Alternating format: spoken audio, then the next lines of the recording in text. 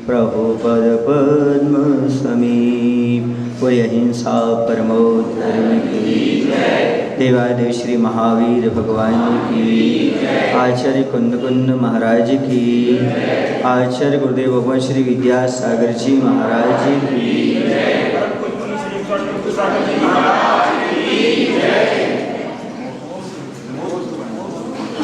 कल हमने एक बात कही थी, भाग्य पुरुषार्थ। बहुत सारे लोग ऐसे हैं जो भाग्य भरोसे बैठे हुए हैं, कुछ लोग ऐसे हैं भाग्य भरोसे नहीं बैठे हैं बल्कि वर्तमान में पुरुषार्थ ही कर रहे हैं। जो भाग्य भरोसे बैठे हैं उन्हें सफलता नहीं मिल रही है, मैं मान रहा हूं कि उनकी पुरुषार्थहीनता है। लेकिन बहुत सारे लोग भाग्य भरोसे ना बैठ कर के पुरुषार्थ कर रहे हैं, फिर उन्हें सफलता नहीं मिल रही है। क्या कारण? ऐसे बहुत से लोगों की शंकाएं हैं, बहुत से लोगों के साथ ऐसी समस्या है। महाराज हम बहुत पुरुषार्थ करते हर क्षेत्र में, लेकिन हमें सफलता किसी भी क्षेत्र में नहीं मिलती। विद्यार्थी परेशान है, रात दिन मेहनत करता है, पढ़ाई करता है, फिर भी जितना अंक चाहता है उतना अंक नहीं मिलता।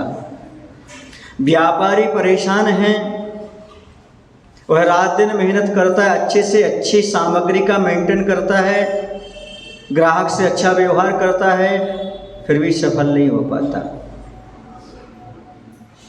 कुछ लोगों का नेचर अच्छा है, बहुत अच्छा है, बहुत बढ़िया है, त्याग भी बहुत अच्छा है, लेकिन शादी नहीं हो पाती। कुछ लोगों की शादी हो जाती है लेकिन काम का पुरुषार्थ का फल नहीं मिल पाता, पुत्र नहीं हो पाते, होते हैं तो कभी कभी पुत्रों से संतुष्टि नहीं होती। कहीं शरीर में कमी है, कभी उनकी मानसिकता में कमी है, कभी उनके अंदर चंचलता है, बहुत सी चीज़ें ऐसी मिलती हैं। आपके ना भाग्य में कमी नज़र आती, ना पुरुषार्थ में कमी नज़र आती, फिर क्या कमी नज़र आती है? देखो, पहले समझे हम भाग्य किसे कहते हैं, समझे हम पुरुषार्थ किसे कहते हैं। जो पूर्व में आपने किया था पुरुषार्थ, वो अब उदय में आ रहा है, वह है वर्तमान का भाग। जो पहले आपने खेत में बोया था, उस फसल को आपने काट कर के रख ली है, उसका नाम है भाग। अब उसको खाइएगा। वर्तमान में जो आप बीज बोएंगे, वर्तमान में जो कार्य करेंगे, उसका नाम है पुरुषार्थ। आपने पहले भी बीज बोया था, जिसके फलस्वरूप आज आपको फसल मिल रही है, जिसे कहते हैं हमारा भाग्य अच्छा है, हमारा लक अच्छा है। कुछ लोग ये मान करके चल रहे हैं कि यदि हमारा लक अच्छा होता है, भाग्य अच्छा होता है, हमें हर क्षेत्र में सफलता मिलती है। ये उनकी भूल है। क्यों? क्योंकि प्रत्येक व्यक्ति का लक है। आप मनुष्य हो, आपका बुद्धि है, ये लक नहीं है क्या? आपका भाग्य नहीं है क्या?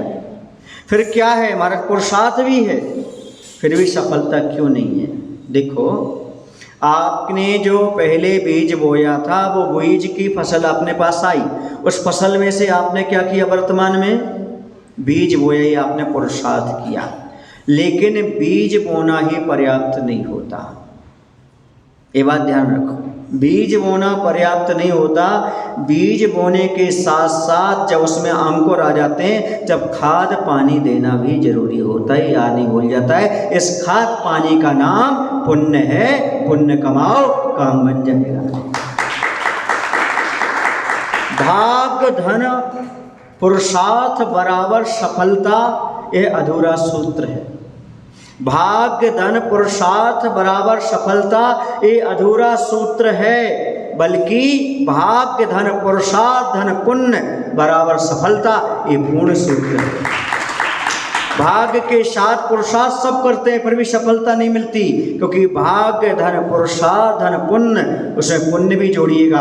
आप जहाँ जाएंगे आपको हर क्षेत्र में सफलता प्राप्त होती चली जाएगी। बस पुण्य की आवश्यकता है। भाग्य आपके पास है। आज के विद्यार्थियों के पास भाग्य है, पुरुषार्थ है, कमी कहीं पर जा रही है तो मात्र पुण्य की कमी जा रही है। जैसे ही पुण्य की वृद्धि होगी काम बन जाएगा। आपने बीज पाया था, भाग्य से खेत में बोया पुरुषार्थ से, लेकिन अब उसमें खाद पानी डालो जिसे हम पुण्य कहते हैं, आपकी फसल लहलहाएगी, आप सफल हो जाएंगे। फसल का आना ही सफलता को प्राप्त करना है, और जब तक फसल नहीं आती समझो आपका बीज बोना निष्फल गया, अर्थात भाग्य भी गया बेकार, पुरुषार्थ भी गया, क्योंकि आपने खाद पानी नहीं डाला। पुण्य का अभाव, पुण्य डालते जाओ, पुण्य करते जाओ, आपके जीवन में हर क्षेत्र में सफलता की फसल लहलहाती चली जाएगी, आपको आनंद का अनुभव होता चला जाएगा। बहुत सारे विद्यार्थी हैं, बहुत मेहनत करते, बहुत पुरुषार्थ करते हैं, पर मंदिर नहीं आना चाहते, पूजन अभिषेक नहीं करना चाहते हैं, मुनियों के पास नहीं आना चाहते हैं, माता पिता का सम्मान नहीं करना चाहते हैं।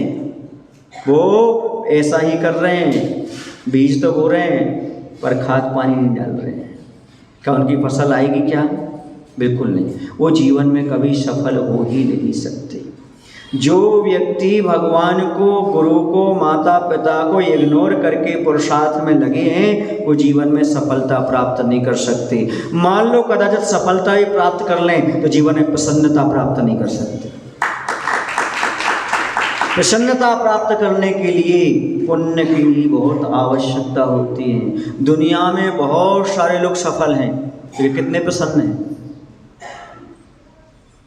मैंने एक बार कहा था कि बंधु याद रखो, एक गरीब व्यक्ति, एक निर्धन व्यक्ति, एक गरीब व्यक्ति प्रसन्न रह सकता है, लेकिन प्रसन्न व्यक्ति, खुश व्यक्ति कभी भी गरीब नहीं हो सकता है।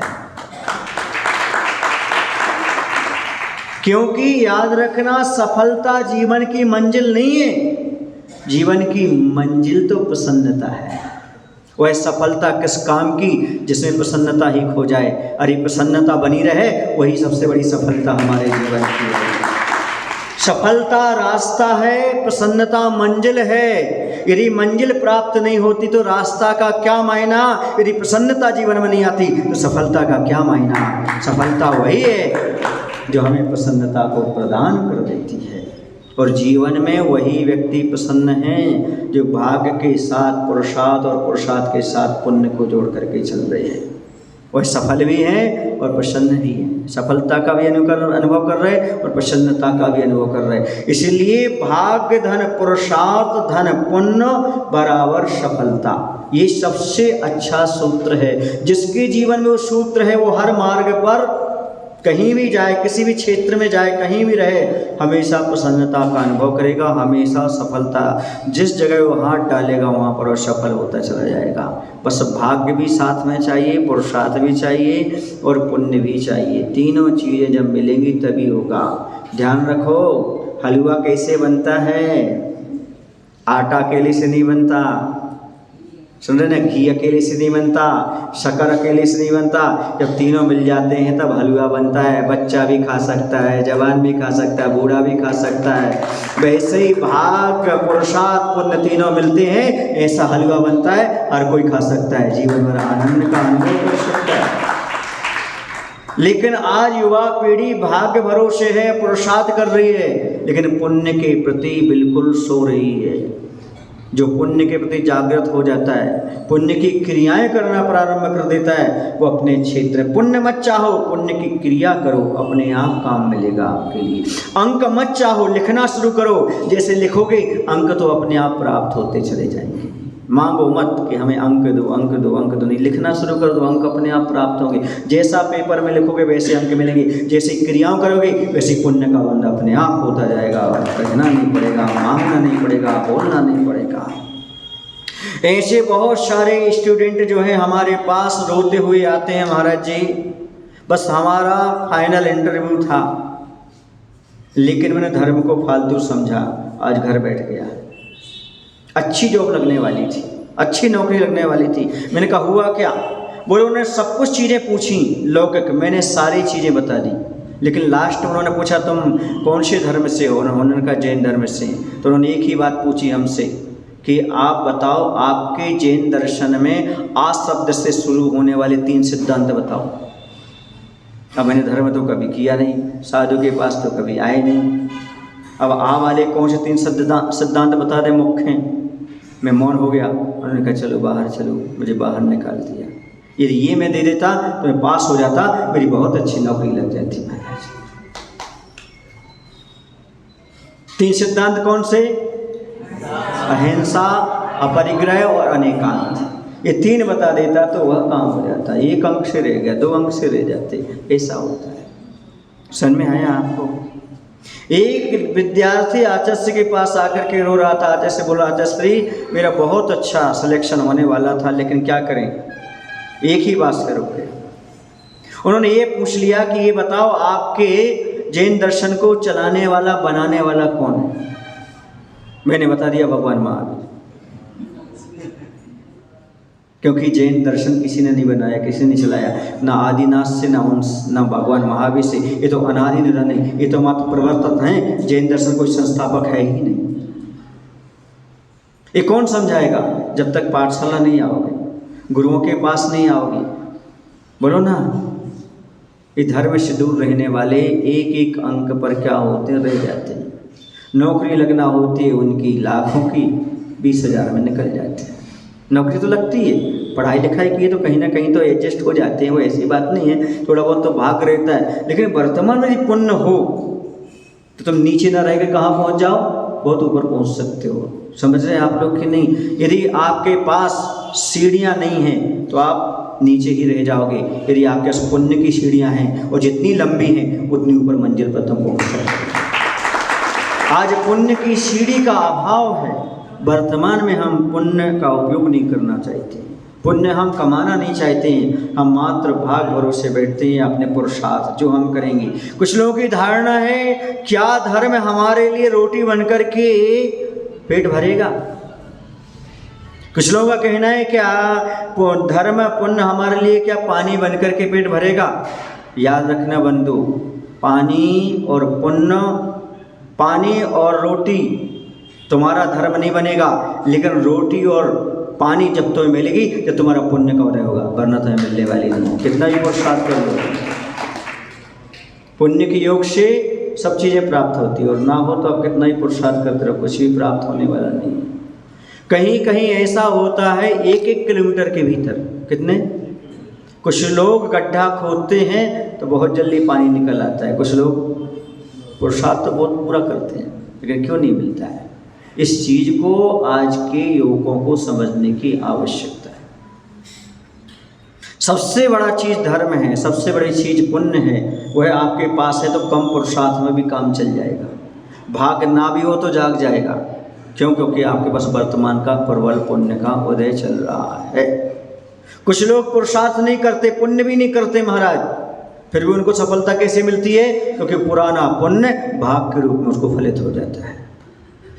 ये भी होता है। लेकिन आपका यदि भाग्य प्रबल नहीं है, भाग्य तो है पर प्रबल नहीं है, और पुरुषार्थ कर रहे तो आपको सफलता मिलने वाली नहीं है। वर्तमान में पुण्य करने की आवश्यकता है। आपको जो भाग्य कमजोर है आपका, उस भाग को कैसे बढ़ाना है? पुण्य के माध्यम से आपको बढ़ाना है। भले आपका अनाज, आपका खेत इतना अच्छा उपजाऊ नहीं है, लेकिन यदि पानी डालते रहो तो फसल बढ़ती जाती है। बात समझ में आ रही है आपको?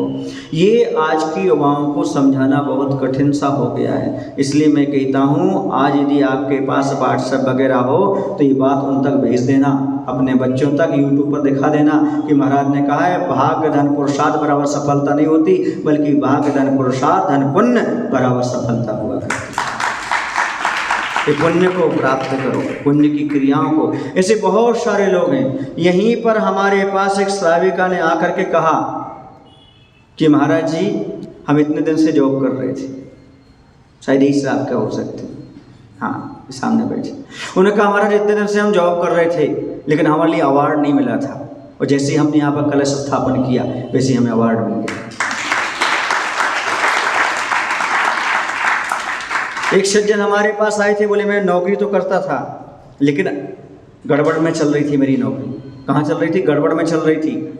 लेकिन जिस दिन से वो मंत्र जाप हुआ आपके सानिध्य में और कलश रखा महाराज जी, हमारी जॉब अच्छी जगह लग गई है और हम बड़ी संतुष्ट। ये क्या है?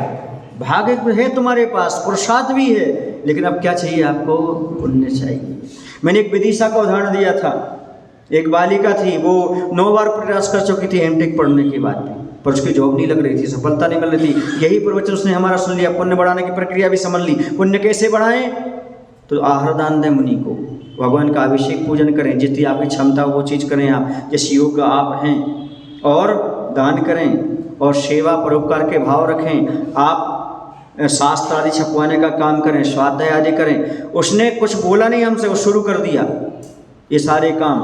हमें नहीं मालूम, आहार में भी वो आने लगे, सब कुछ आने लगे, सब कुछ होने लगा। अब हमें क्या पता कौन आ रहा कौन नहीं आ रहा, दे के चले गए। फिर बाद में वो आए, हमारे पास आए कुछ दिन बाद, बोले महाराज जी आपकी कृपा से हम पहले तो हम 9 बार असफल हुए, फिर आपकी कृपा से अब हम 10वीं बार सफल हो गए। हमने कहा हमारी कृपा से कैसे? बोले आपने बताया था कि पुण्य की कमी है, पुण्य बढ़ाओ। हमने पुण्य बढ़ाना शुरू कर दिया, हमारा जैसे पुण्य इकट्ठा हुआ, तो एक ही बार में हमें सफलता मिल गई। उस समय 9 बार में नहीं मिली थी, अब 1 बार मिल गई। मैं मानता हूँ पुण्य से बड़ा संसार में कुछ भी नहीं। संसार मार्ग में पैसा काम करता है, मोक्ष मार्ग पुण्य काम करता है। लेकिन पैसा भी क्यों आया है? पुण्य के बिना पैसा भी नहीं आता है। लोग कहते जरूर हैं पैसे वालों की इज्जत है, पर पैसा क्यों आया उनके पास? ये तो सोचो आप, क्योंकि उन्होंने पूर्व में पुण्य कमाया था, इसलिए उनके पास आज पैसा आया, रूप आया, पद आया। ये सब पूर्व का है, उनका पुण्य है। तो पुण्य ही, भले उसे आप भाग्य कह लो, लक कह लो, लेकिन है क्या है? उनका पुराना पुण्य। आपका कमजोर है, इसलिए काम नहीं हो रहा है। अब वो पुराना कमजोर, उस पर मत रोइएगा, अब नए को बलजोर बनाने का प्रयास करिएगा। आज वर्तमान में जितना आप करें उतना आपको प्राप्त होगा। कल जो विषय छूट गया था वो आपके सामने मैंने रख दिया कि आयास से डरना नहीं और आलस्य करना नहीं। पुण्य कमाने में आलस्य मत करो। हर आदमी पुण्य का फल चाहता है, पुण्य नहीं करना चाहता।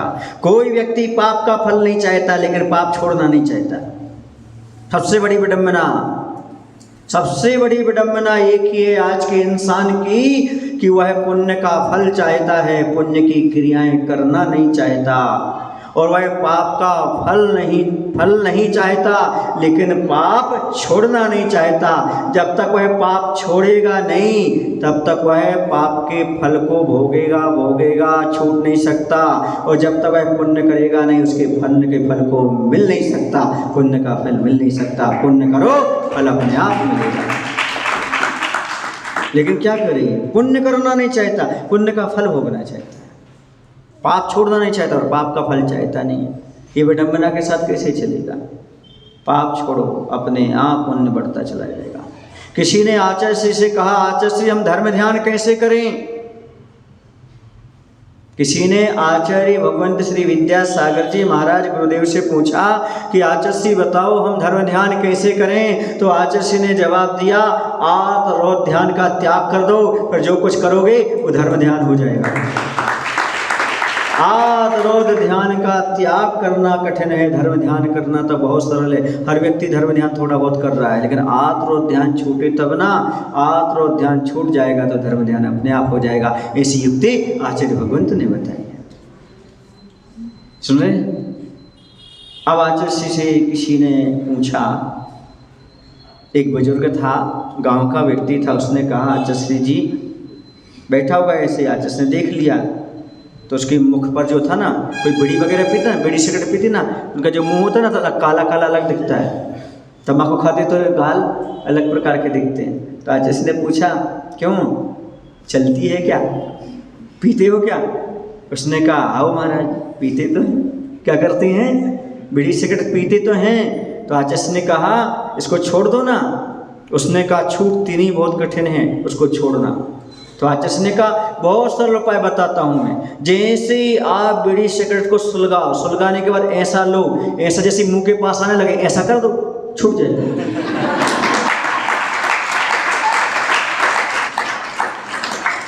इतना सरल उपाय कोई बता सकता है क्या?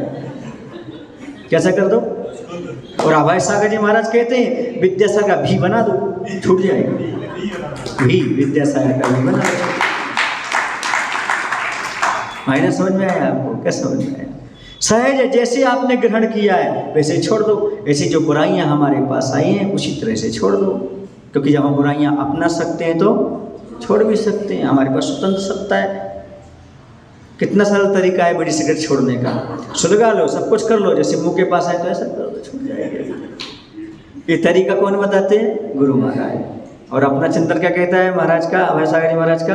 बस भी बना दो, विद्यासागर का नाम न लो, अपने आप छूट जाएगी। कोई भी चीज छोड़ना है गुरु का सानिध्य प्राप्त कर लो, अपने आप छूट जाएगी। इसलिए जीवन में कभी भी आलस्य करना नहीं। हाँ, प्रमाद मत करो कि कोई आलसी व्यक्ति को वो चीजें मिलती हैं जो पुरुषार्थी व्यक्ति छोड़कर चले जाते हैं। आलसी व्यक्ति को वो चीजें मिलती है जो पुरुषार्थी छोड़ करके चले जाते हैं, और पुरुषार्थी को वो मिलती है जो परमात्मा के प्रसाद से प्राप्त होती है। अब आगे चलते हैं। कभी कभी साधना के समय ऐसी भी घाटियां आ सकती हैं कि थोड़ी सी प्रतिकूलता में जिसकी समता वह आकाश को चूमती थी उसे भी विषमता की नागिन सूंघ सकती है, और वह राही गुमराह हो सकता है। उसके मुख से फिर गम आह निकल सकती है। ऐसी स्थिति में बोधि की चिड़िया वह फुर्र क्यों ना कर जाएगी, क्रोध की बुढ़िया वह गुर्र क्यों ना कर जाएगी। साधना स्खलित जीवन में अनर्थ के सिवा और क्या घटेगा। कह रहे हैं सुनो, जब सन्मार्ग पर चलता है कभी कभी पुरुषार्थ मेहनत से करते हुए भी साधना पथ पर चलते कभी ऐसी चढ़ाई आ जाती है जिसमें श्रेष्ठ साधक भी विषमता को स्वीकार कर लेता है। पथिक सतपथ में भटक जाता है, स्खलित हो जाता है। साधक दुख की अनुभूति करने लग जाता है, साधना पथ को छोड़ने का मन बना लेता है। फिर ऐसी दशा में समीचीन चारित्र रूपी चिड़िया उड़ जाती है एवं क्रोध की गुड़िया अपना जोर दिखाने लगती है। समझ गए? अर्थात असंयमित जीवन में फिर अनर्थ ही अनर्थ शेष रहेगा, ये कहने का तात्पर्य है। विषमता की नागिन समझ गए ना? हाँ, जब कभी कभी ऐसा हो जाता है, समता छूट जाती है, ऐसी प्रतिकूलताएं आती संसार में। हमेशा प्रतिकूलताएं हैं, हर मार्ग में है। किसी भी मार्ग में चले जाओ हमेशा अनुकूलता नहीं मिलती। हमेशा उजाला नहीं रहता है, हमेशा उजाला नहीं रहता है, अंधेरा भी होता है। क्यों? रात नहीं होती क्या आपके यहाँ? रात नहीं होती आपके यहाँ? होती है, रात भी होती, दिन भी होता है। ऐसी अनुकूलता भी होती, प्रतिकूलता भी होती, धूप भी होती, छाँव भी होती है। ये सारी चीज़ें हैं, एक सिक्के के दो पहलू, इसको स्वीकार करो। पर ये है कि कौन प्रतिकूलताओं को प्रतिकूलताएं मान रहा है, कौन अनुकूलताओं को अनुकूलता मान रहा है। याद रखो, नदी के दो तट होते हैं, नदी के दो तट होते हैं, दोनों आपस में प्रतिकूल होते हैं पर नदी को तो अनुकूल होते हैं। नदी के दो कूल होते हैं, आपस में प्रतिकूल होते हैं पर नदी को अनुकूल होते हैं। ऐसे ही साधक के लिए अनुकूलता प्रतिकूलताएं दोनों रहती हैं, लेकिन साधक के लिए कर्म जरा को दोनों अनुकूल होते हैं, दोनों अनुकूल हुआ करते हैं। वह अनुकूलता में भी निर्जरा करता और प्रतिकूलता में तो और विशेष रूप से वह निर्जरा कर लिया करता है। हर जगह जहाँ देखो वहाँ पर प्रतिकूलताएं हर क्षेत्र में। एक दिन मैंने कहा था, फिर से कह देता हूँ, ऐसी कौन सी माह है जिसमें अमावस की रात नहीं आती? ऐसी कौन सी माह है जिसमें अमावस की रात नहीं आती? ऐसी कौन सी राह है जिसमें समस्याएं नहीं आती? ऐसी कौन सी राह है जिसमें समस्याएं नहीं आती? चलने वाले फिर भी चलते हैं बंधु, चलने वाले फिर भी चलते हैं बंधु, क्योंकि उनके साहस में, श्रद्धा में और उत्साह में कभी कमी नहीं आती, कभी कमी नहीं आती। इस संसार में हर जगह समस्याएं हैं, देखो तो समस्या है, ना देखो तो कोई समस्या नहीं है। हर प्रकार की जहाँ देखो वहाँ पर प्रतिकूलताएं बनी ही रहती है। सोच रखो, ऐसा नहीं। एक बच्चे से पूछा, बेटा ये बताओ दुनिया में अंधेरा ज़्यादा है कि उजाला ज़्यादा है? उसने कहा अंधेरा ज़्यादा है। 2 रात के बीच में एक दिन रहता है। आज भी रात है, कल दिन है, परसों भी, उसके बाद क्या रहेगी? रात रहेगी। क्या जवाब दिया उसने? देखिए, सकारात्मक और नकारात्मक सोचने का तरीका। एक बेटे से पूछा गया, बेटा बताओ अंधेरा ज़्यादा है कि उजाला ज़्यादा है दुनिया में? उसने कहा 2 रात के बीच में एक दिन है, अर्थात उजाला कम है, अंधेरा ज़्यादा है। दूसरे बच्चे से पूछा, बताओ बेटे ज़्यादा दुनिया में अंधेरा है कि उजाला है? तो उसने जवाब दिया 2 दिन के बीच में एक रात है, अंधेरा कम है, उजाला ज़्यादा है। बात एक ही है, देखने का नजरिया है। एक अंधेरे को ज़्यादा देख रहा है, एक उजाले को ज़्यादा देख रहा है। संसार में अनुकूलताएं प्रतिकूलताएं चलती हैं, हमारे नज़रिए पर आधारित है कि हम कैसा उसको देखने का प्रयास करते हैं। इसी प्रकार से ऐसा नहीं है कि संसार मार्ग में प्रतिकूलताएं नहीं है, मोक्ष मार्ग में प्रतिकूलताएं हर जगह, कहीं चले जाओ प्रतिकूलता, क्योंकि संसार प्रतिकूलताओं से भरा हुआ है। जहाँ भी जाओगे ये संसार वन है, इसमें भटकन के अलावा कुछ भी नहीं मिलेगा। तो कह रहे हैं यहाँ पर बहुत सारी चीज़ें हैं और कष्ट तो कष्ट ही है। कितने लोग हैं जिन्होंने कभी जीवन में कष्ट नहीं झेला? बोलो ना। जितने भी दुनिया में महापुरुष हुए हैं वो सब कष्ट झेल करके हुए हैं। कष्ट से मिष्ट बनते हैं और मिष्ट से इष्ट बनते हैं और इष्ट की प्राप्ति भी होती है। जो वर्तमान में कष्ट सहता है वह मिष्ट माने मीठा होता है। देखो ना, जैसे वृक्ष के ऊपर फल लगते हैं, वो वृक्ष में फल लगते ना, वह जब तक धूप हवा पानी ना खा ले तब तक पकते हैं क्या? और जैसे कष्ट सहते हैं पक जाते तो कैसे हो जाते हैं? मिष्ट। कष्ट से मिष्ट और सबके कैसे बन जाते हैं? वो इष्ट।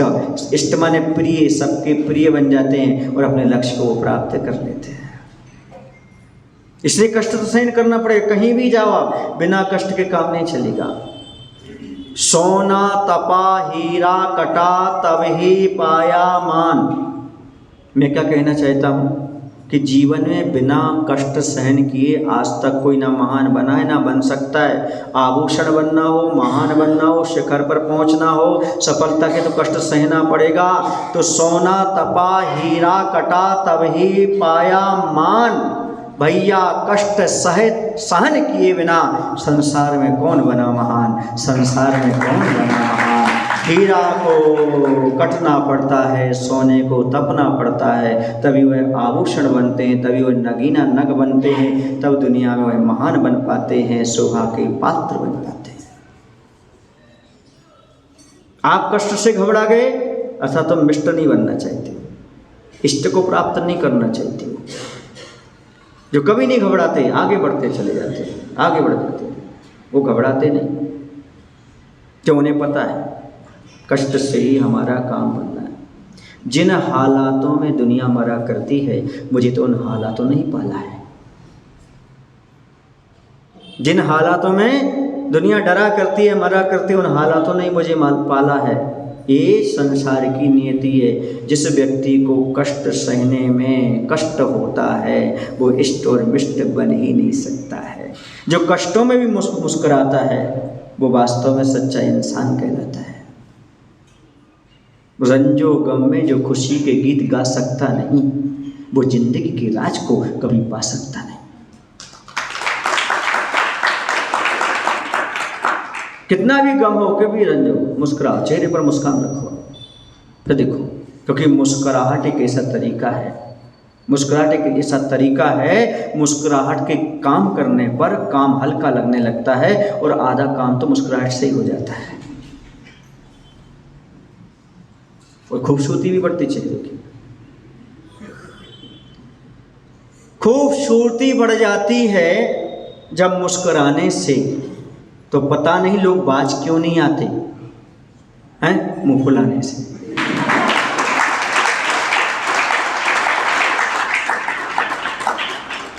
बोलो, जब मुस्कुराने से चेहरा अच्छा बन जाता है तो फिर जीवन अच्छा क्यों नहीं बनेगा।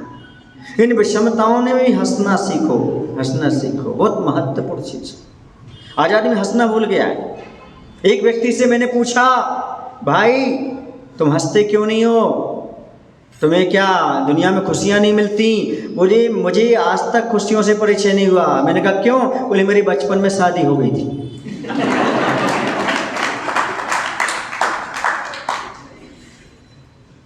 बहुत मुश्किल है आज के जीवन में हंसना। मैंने देखा है गरीब आदमी हंस लेता है, निर्धन व्यक्ति हंस लेता है, अभावग्रस्त हंस लेता है, लेकिन जिसके पास जितना सद्भाव है, जितना पैसा, जितना, वो हंस नहीं पाता।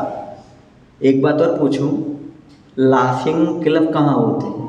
गरीबों के यहाँ के अमीरों के यहाँ? बोलो। इससे स्पष्ट होता है लाफिंग सेवर अमीरों को होते, गरीबों को नहीं होते।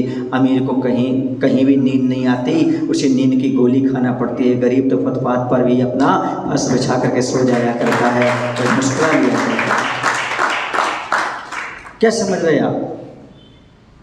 क्या कष्ट सहन किए बिना आप जीवन निकाल देंगे क्या? आप ये समझते जीवन में कोई कष्ट नहीं आएंगे क्या? ऐसा कौन सा खेल है, ऐसा कौन सा खेल है जिसमें हमारे विरोधी नहीं होते? बोलो ना। जब क्रिकेट का मैच होता तो 11 विरोधी खड़े रहते हैं, फिर खेल खेलते हो कि नहीं खेलते हो? तो बेटा गेंद कहाँ फेंक दे रहे, हम देखते तो छोड़ेंगे नहीं। कैच आउट, रन आउट, और कौन कौन से आउट होते हैं? LPW out. कौन से आउट करना नहीं बैठे रहते? बोलो ना। बिल्कुल आपने बैट घुमाया नहीं, वो तैयार है, उन्हें मालूम पड़ता आपकी कहाँ जा रही है, सारे तैयार है। कौन सा खेल ऐसा है दुनिया में? कबड्डी का, खो खो, कौन सा खेल है जिसमें आपका प्रतियोगी नहीं होता? सब होते हैं। ऐसे संसार में जब तुम धर्म करोगे, पाप कई आकर के तुम्हारे सामने खड़े होंगे, लेकिन तुम ऐसा बैट घुमाओ, छक्का लगाओ, बाउंड्री पार करो, तो देखो आप मैच जीत जाओगे। घबराते क्यों हो तुम?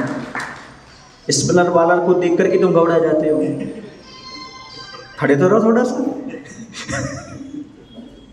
महाराज जी कभी कभी तो आज बोला हकीकत बोल देते हो, अंदर तक पहुंच जाती हो। यही है संसार का। कुछ लोगों का कहना रहता है, महाराज जी हम लोग पता नहीं पति पत्नी कैसे बन गए, कौन से पुराने पाप का उदय था, कौन सा ये था, है?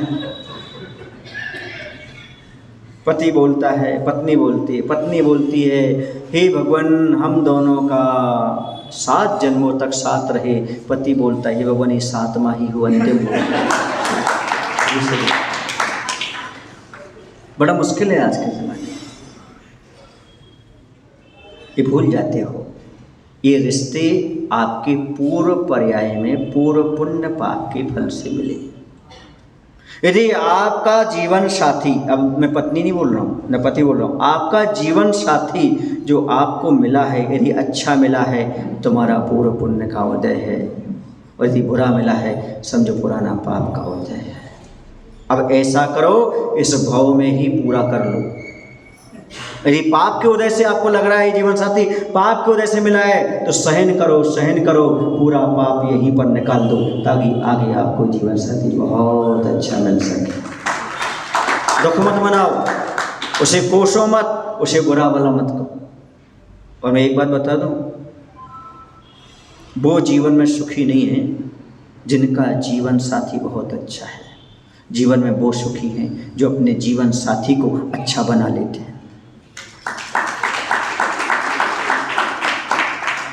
एडजस्ट करना सीखो, सहन करना सीखो, एक दूसरे को अपने सफल रहो। क्यों? क्योंकि ये सब कर्म के उदय से, भागने से कुछ नहीं मिलेगा आपको। ये कर्म आपके पीछे पीछे जाएगा जहाँ भी जाओगे। वो जीवन साथी नहीं जाएगा, लेकिन कर्म तो जाएगा। आप कहीं ना कहीं परेशान रहेंगे। कुछ लोग तलाक देने की सोचने लगते हैं, कोई लोग क्या करते हैं यहाँ वहाँ भागने की सोचने लगते हैं। कुछ नहीं होता उससे। जीवन साथी मिला है, अब एक साथ जैसा मिले वैसा उसके साथ सामंजस्य बिठाओ। इसके अलावा और कोई ऑप्शन आपके पास नहीं है। क्यों? क्योंकि कर्म का उदय है। वो तो निमित्त मात्र तुम्हारा जीवन साथी। न पत्नी बुरी होती न पति बुरा होता, तुम्हारा कर्म का उदय जैसा है वैसा आपको मिल रहा है ना आपका। क्यों? क्योंकि ढोल बजा के एक साथ तुम लेके आए थे, लेके गए थे। उस समय कहाँ थी तुम्हारी मति? कोई तुम्हारे यहाँ जबरदस्ती आया है क्या? मान लो आपकी पत्नी ठीक नहीं तो तुम जबरदस्ती तुम्हारे घर आई क्या? आप लेने गए थे, पसंद करके लाए हो आप? बोलो। आपके पति ठीक नहीं है तो इसमें क्या दोष है किसी का? भगवान भगवान कैसा पति? भगवान ने दिया पति तुम्हारे लिए क्या? तुम खुद पसंद करके लाए हो? तुमने खुद चैटिंग की थी मोबाइल पे, बार बार बात की थी। हाँ, मम्मी पापा को तो मालूम नहीं, तुमने पहली बात कर ली थी 2-4 बार, वो तो बाद में मम्मी के सामने लेके आई थी। ऐसी भी हैं घटनाएं। अब आप रो रहे हो, उससे क्या होता है?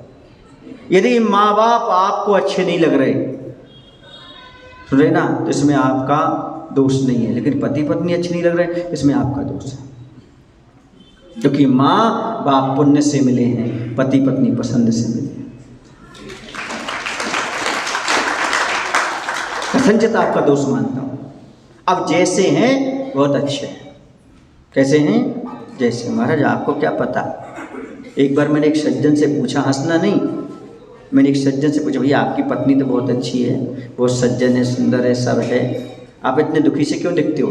बोले महाराज पैर में जो जूता पहनता है ना, दिखने वाले को अच्छा लगता है, जैसे काटता उससे मालूम पड़ता है। तो इस संसार में जो है अनुकूलता है और प्रतिकूलता है सारी चलती रहती है। जो हंसी क्यों आ गई आपको? वो तो सामने वाले ने बोला तो मैंने आपके सामने रख दिया। अरे कम से कम यहीं हंस लो हमारे सामने, मुस्कुरा लो यहाँ पर, बाकी तो रोना रोना है संसार।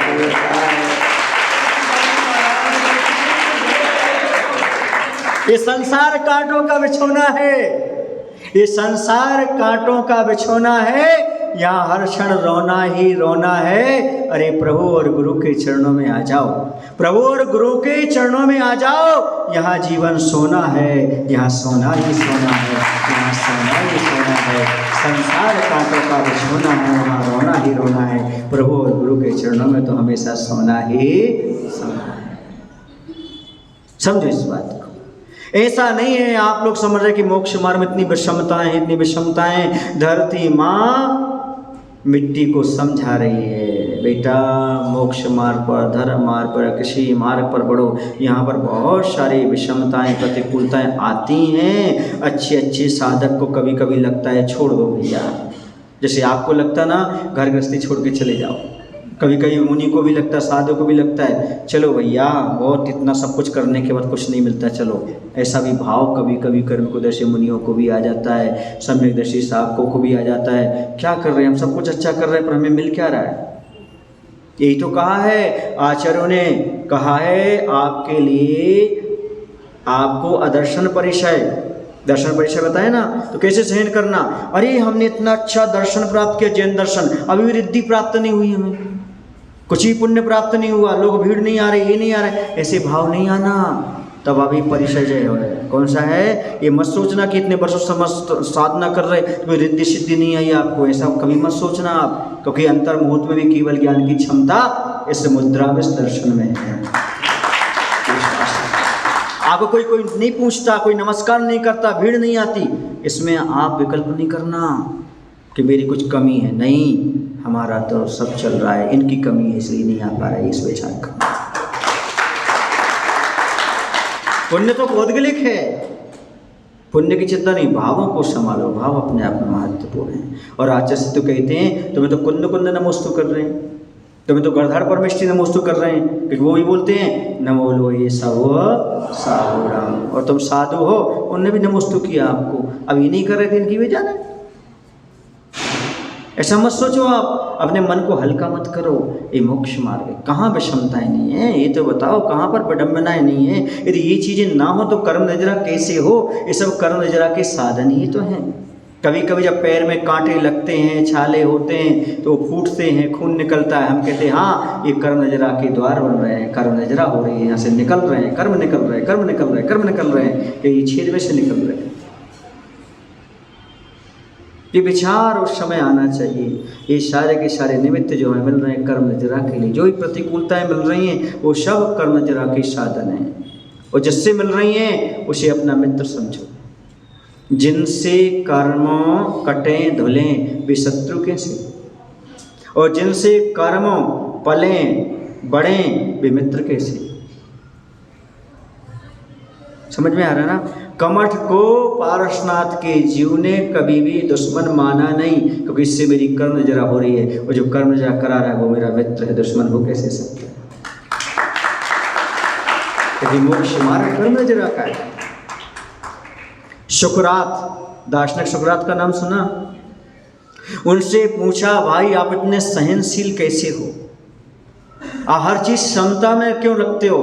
बोले क्या बताऊं, ये जो मुझे शिक्षा मिली है मेरी पत्नी से मिली है, मेरी पत्नी गुरु है मुझे सहनशील बनाने में। बोले कैसे? बोले जब भी जाता हूं तो गरजती है बरसती है, और मैंने सोच लिया इसके नेचर है, स्वभाव है, अब कोई भी मुझे गरजता बरसता है मुझे कोई पसंद नहीं पड़ता, क्योंकि मेरी पत्नी का स्वभाव सबसे ज़्यादा तीव्र है। उसने हमें शिक्षा दी, यदि तुम्हें सही में जीवन जीना है तो आप सहनशील बनो। मैं सहनशील बन गया, मेरी गुरु मेरी पत्नी बन गई। क्या चीज है, मायना समझ में आ रहा आपको? यदि हम सकारात्मक जीना चाहें, ऐसा नहीं है कि संसार में किसी के यहाँ सारी सब चीज़ें अच्छी भी हों, हर किसी के पति पत्नी में कोई ना कोई कमी रहती है, कहीं पति में कमी, कहीं पत्नी में कमी, दोनों में कमी, पर हम दूसरों की कमी देखते हैं। हमें ये विचार करना चाहिए ऐसा हमारे पास भी तो है, हमने भी तो ऐसा किया था, उन्होंने भी तो ऐसा किया, बस समाप्त हो जाएगा।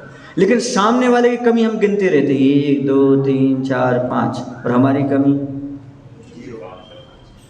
मैंने कल कहा था ना, क्या कहा था कि हमारे लिए अपनी पीठ दिखाई नहीं देती, आगे वाले की दिखाई देती है, वैसे हमें अपनी गलती दिखाई नहीं देती, सामने वाले की गलती दिखाई देती है। यदि सामने वाला अपनी गलती नहीं देख रहा है तो मान लो कि उसकी गलती नहीं है, पीठ किसको दिखाई देती है? बोलो। ऐसा मान लेने पर सहज अपने अंदर से सब निकल जाता है, एकदम क्रोध आ जाता है, विषमताओं में क्रोध आता है, विपरीत परिस्थितियों में क्रोध आता है। दुनिया में जब भी विपरीत परिस्थिति बनेगी, क्रोध आए बिना रह नहीं सकता। और विपरीत परिस्थिति क्यों बनती? कर्मिक उदय से, कोई निमित्त बन जाए बात अलग है, लेकिन ये सब विपरीत परिस्थितियाँ, किसके सामने विपरीत परिस्थितियाँ नहीं है? किसके सामने नहीं है? मैं तो ये कहता हूँ, बोलूँ आपसे, आपको लगता है अरे ये बहुत बड़ा नेता जा रहा है, कितनी पुलिस है, कितना ये है वो है, पर मैं कहता हूँ जो बंदूक के साए में जिया करते हैं, एक दिन वो बंदूक से ही मरा करते हैं। राष्ट्रपति कभी एक कक्ष में रात नहीं गुजारता। राष्ट्रपति कभी एक कक्ष में, कितने होते कक्ष? पूछे ना राष्ट्रपति कितने कक्ष होते? कभी कोई गाड़ी से बैठकर आता है तो एक कोई नियत गाड़ी में नहीं बैठता, वो कोई नेता रास्ते में रुकता है फिर दूसरी गाड़ी में बैठता है, किसी को मालूम ना पड़ जाए मैं कौन सी गाड़ी में बैठा हूँ, कहीं बम ब्लास्ट ना हो जाए, कहीं बंदूक ना चल जाए। लग रहा है कि वो सुखी है, बड़ा पद प्राप्त हो गया तो बहुत बड़ा है, कहीं ना कहीं वो तो कर में जाएगा, कहाँ कैसे जाएगा। उनका मेडिकल टेस्ट होता है उनका भोजन का, पहले मचा देते भोजन को फिर खिलाते। किसी ने जहर तो नहीं मिला, देख जो तो नहीं गया, कहीं जाएंगे भोजन करें तो सबसे क्या होगा, फिर देखने वाला है। यदि वो बाथरूम जाना पड़ेगा, दुआ नहीं पहले देख करके आएंगे, वहाँ बम तो नहीं है, तब वो वहाँ जा पाएगा। गलत कह रहा हूँ, बोलो ना, क्या है ये? कितनी पराधीन है वो, और आपको लग रहा, और आप कितने स्वाधीन, कहीं भी चले जाओ आपको कोई बम मिलने वाला नहीं है, आप ही बम हो। तो ऐसा लगता है दूसरे की चीज को देख कर वो इतना सुखी, वो इतना सुखी, इतना सुखी, कुछ भी सुखी नहीं है। दूर के ढोल सुहावने और पास में गए तो डरवाने। इसी जहाँ आप हो अपने आप में सुकून का महसूस करो, मैं सुखी हूँ मैं, हाँ तब आप आनंद लोगे। वरना ये संसार तो संसार है, कहाँ किसकी तुलना करोगे? उनके यहाँ इतना अच्छा, उनके यहाँ इतना अच्छा है। एक तुलना की थोड़ी सी कहानी याद आ गई, सुना देता हूँ। एक पत्नी को हमेशा दुख रहता था, क्योंकि उनकी सहेली जो थी ना, कौन थी सहेली, वो जो थी ना 25,000 रुपये के किराए वाले फ्लैट में रहती थी, और ये 10,000 वाले में रहती थी। कितने में रहते थे? उनकी पत्नी ने कई बार अपने पति से कहा, देखो 25,000 वाले फ्लैट में रहते हैं, हमें उसी फ्लैट में रहना है, ऐसे फ्लैट में रहना है, ऐसा रहना है। वो थक गए बेचारे सुनते सुनते। एक दिन वो आए, बोले अपन 20,000 वाले फ्लैट में रहने लगेंगे, कैसे? बोले उसने किराया बढ़ा दिया।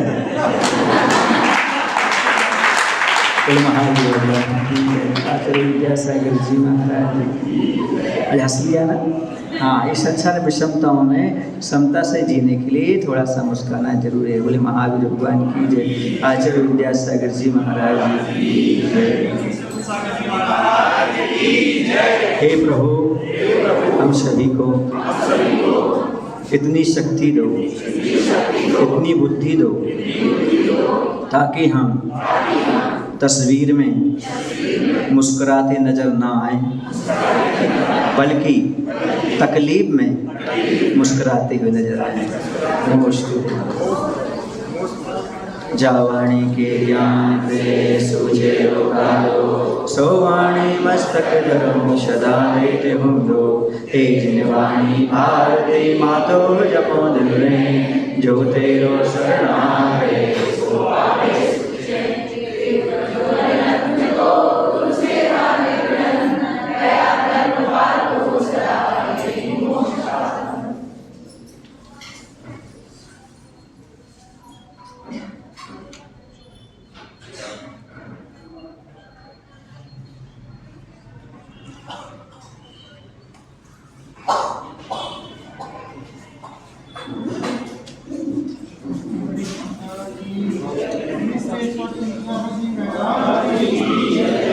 तस्वीर में नहीं, तकलीफ में मुस्कुराना सीखो। तस्वीर में नहीं, तकलीफ में।